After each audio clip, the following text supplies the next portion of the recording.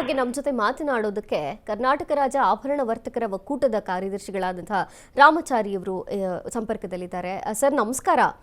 ಈಗ ಈ ಅಂಗಡಿಯಲ್ಲಿ ಚಿನ್ನದ ಕಳ್ಳತನ ಆಗ್ತಿರೋದನ್ನ ನೋಡಿದ್ರೆ ಮೊದಲೇ ಚಿನ್ನದ ರೇಟ್ ಗಗನಕ್ಕೆ ಏರ್ತಿದೆ, ಇವತ್ತು ಇನ್ನೂ ಹೆಚ್ಚಳವಾಗಿರುವಂತದ್ದು. ಬೆಳಿಗ್ಗೆ ಈ ತರ ಬೂರ್ಖಾದಾಯಿಗಳು ಅಂದ್ರೆ ಬೂರ್ಖಾ ಹಾಕೊಂಡೋ ಅಥವಾ ಮಾಸ್ಕ್ ಹಾಕೊಂಡೋ ಬಂದು ಈ ತರ ಕಳ್ಳತನ ಮಾಡ್ತಾರಲ್ಲ, ಇದಕ್ಕೆ ತಡೆನೇ ಇಲ್ವಾ ಅಂತ? ಇಲ್ಲ, ನಾವಿವಾಗ ಉತ್ತರ ಭಾರತದಲ್ಲಿ ಇದಕ್ಕೆ ನಿಷೇಧ, ಆಭರಣ ವ್ಯಾಪಾರಿಗಳು ನಿಷೇಧ ಹೇರಿದ್ದಾರೆ. ಏನು ಬುರ್ಕಾ, ಮಾಸ್ಕ್, ಹೆಲ್ಮೆಟ್, ಯಾವುದೇ ತರ ಮುಖ ಮುಚ್ಕೊಂಡು ಬರುವಂತದ್ದು ಬರೋರ್ಗೆ ಅಂಗಡಿ ಒಳಗೆ ಪ್ರವೇಶ ಇಲ್ಲ ಅಂತ ನಾವು ಕೂಡ ಈ ಬಗ್ಗೆ ಯೋಚನೆ ಮಾಡ್ತಾ ಇದೀವಿ. ಯಾಕೆಂದ್ರೆ ಸೆಕ್ಯೂರಿಟಿ ದೃಷ್ಟಿಯಿಂದ ಬೇರೆ ಯಾವುದೇ ನಾವೆಲ್ಲ ವ್ಯಾಪಾರಿಗಳು, ಬೇರೆ ಯಾವುದೇ ರಾಜಕೀಯ ಕಾರಣಗಳು ನಮಗ್ ಬೇಕಾಗಿಲ್ಲ.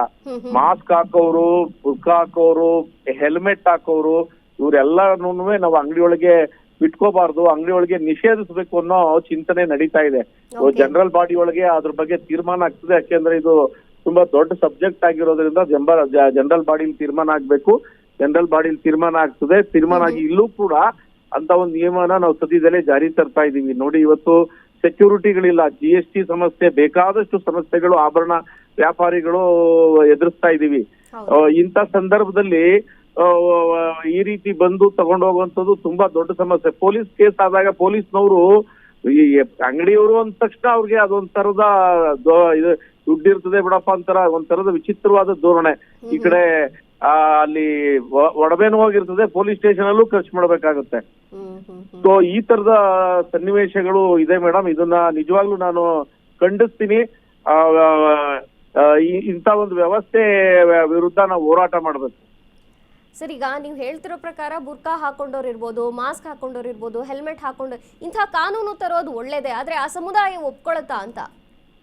ಅಲ್ಲ, ಇಲ್ಲಿ ಸಮುದಾಯದ ಮಾತು ಬರಲ್ಲ. ಇಲ್ಲಿ ನೀವು ಸೌದಿ ಅರೇಬಿಯಾದಲ್ಲಿ ಅಥವಾ ದುಬೈ ಗೋಲ್ಡ್ ಮಾರ್ಕ್ ಅಲ್ಲಿ ಯಾರು ಬುರ್ಕಾ ಹಾಕೊಂಡು ವ್ಯಾಪಾರ ಮಾಡಕ್ಕಾಗತ್ತಾ?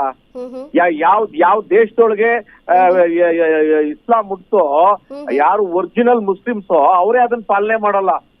ಮುಖದ ಐಡೆಂಟಿಫಿಕೇಶನ್ ತುಂಬಾ ಇಂಪಾರ್ಟೆಂಟ್ ಅಂಗಡಿ ಒಳಗ್ ಬರ್ಬೇಕಾದ್ರೆ ಅಂತ ಹೇಳ್ತಾರೆ. ಇವ್ರು ಒಪ್ಲಿಲ್ಲ ಅಂತಂದ್ರೆ ಏನಂತೆ, ಒಂದು ಧರ್ಮಕ್ಕೆ ಅದೇನ್ ಸೀಮಿತ, ಹಂಗೆಲ್ಲಾ ಮಾಡಿದ್ರೆ ಕಷ್ಟ ಆಯ್ತದೆ. ನಾವ್ ವ್ಯಾಪಾರಿಗಳು ಯಾವ ಧರ್ಮದ ವಿಚಾರ ನೋಡ್ತಾ ಇಲ್ಲ. ಮಾಸ್ಕ್ ಹಾಕೊಂಬಂದ್ರೆ ಹಿಂದೂಗಳು ಇರ್ಬೋದು, ಹೆಲ್ಮೆಟ್ ಹಾಕೊಂಬಂದ್ರೆ ಹಿಂದೂಗಳು ಇರ್ಬೋದು, ಬುರ್ಕಾ ಹಾಕೊಂಬಂದ್ರೆ ಮುಸ್ಲಿಮಾನರು ಇರ್ಬೋದು. ಧರ್ಮದ ಆಧಾರಿತವಾಗಿ ನೋಡಲ್ಲ, ಮುಖ ತೆಗೆದಿದ್ಯಾ ಇಲ್ವಾ ರಕ್ಷಣಾತ್ಮಕ ದೃಷ್ಟಿಯಿಂದ ನೋಡ್ತೀವಿ. ಹಂಗೆಲ್ಲಾ ಮಾಡ್ತು ಅಂತಂದ್ರೆ ಆಗದೇ ಇಲ್ಲ. ಅವರು ಆಕ್ಚುಲಿ ಇವರು ಆತರ ಎಲ್ಲ ಸ್ಟ್ರಿಕ್ಟ್ ಆಗಿ ಫಾಲೋ ಮಾಡ್ತಾರೆ ಅಂತಂದ್ರೆ ಫೋಟೋ ತೆಗ್ಸೋದು ಕುರಾನ್ ಪ್ರಕಾರ ಅಪರಾಧ, ಟಿವಿ ನೋಡೋದು ಅಪರಾಧ, ಮೊಬೈಲ್ ನೋಡೋದು ಅಪರಾಧ. ಹಂಗಾರೆ ಎಲ್ಲ ಬಿಟ್ಬಿಡ್ಲಿ. ಹಂಗಾರೆ ಕುರಾನ್ನೇ ಫಾಲೋ ಮಾಡ್ಲಿ, ಶರಿಯಾ ಲಾನೇ ಫಾಲೋ ಮಾಡ್ಲಿ. ಶರಿಯಾ ಲಾನ ಇವ್ರು ಯಾರು ಫಾಲೋ ಮಾಡ್ತಾರ ಇವ್ರು. ಆಮೇಲೆ ಮುಸ್ಲಿಮಾನೇತರರ ಜೊತೆ ವ್ಯವಹಾರ ಮಾಡಂಗಿಲ್ಲ ಕುರಾನ್ ಪ್ರಕಾರ ಅಲ್ವಾ? ಹಂಗಾರೆ ಮಾಡ್ಬಾರ್ದಲ್ವಾ ಇವ್ರು?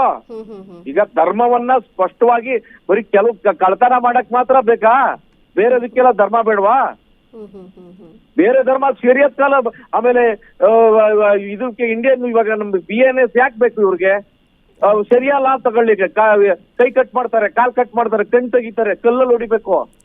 ಆತರ ಶರಿಯಾ ಲಾ ತಗೊಳ್ಳಿಕ್ಕೆ ಅಪರಾಧಿ ಕಾನೂನುಗಳಿಗೆ ಮಾತ್ರ ಇವ್ರಿಗೆ ಭಾರತದ ಕಾನೂನು ಬೇಕು, ಹಿಂದೂ ಕಾನೂನು ಬೇಕು.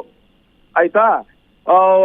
ಇದಕ್ ಮಾತ್ರ ಸಿವಿಲ್ ಆಗಿ ಮಾತ್ರ ಮುಸ್ಲಿಂ ಕಾನೂನು ಬೇಕು ಅಂತಾರೆ. ಈ ರೀತಿ ಧೋರಣೆಗಳು ಈ ರಾಜಕೀಯ ಏನು ಮೇಲಾಟದಿಂದ ಹಿಂಗಾಗೈತೆ. ವ್ಯಾಪಾರ ಎಲ್ಲ ಹಿಂಗೆ ಹಾಳಾಗೋಗೋದು. ಹಂಗಂದ್ರೆ ಶರಿಯಾ ಲಾ ಫಾಲೋ ಮಾಡ್ಲಿ.